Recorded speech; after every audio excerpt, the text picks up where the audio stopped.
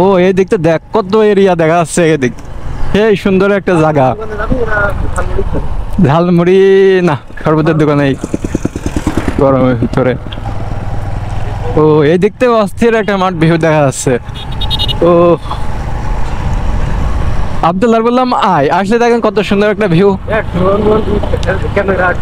Drone হলে তো মানে কঠিন দেখা যাইতো।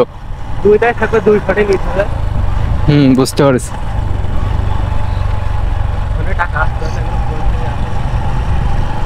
এরা ছবি উঠছে। কি খাবি? আলো বন্ধ হয় না কে? এবার হয়েছে। কি কিনবি? খুবই সমস্যা, এখানে রাখি। হ্যাঁ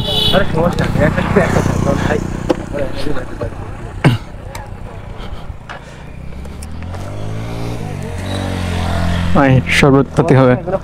কত বাজে?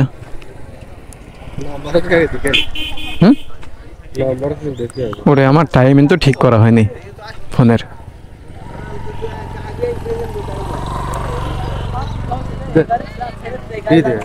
ফোন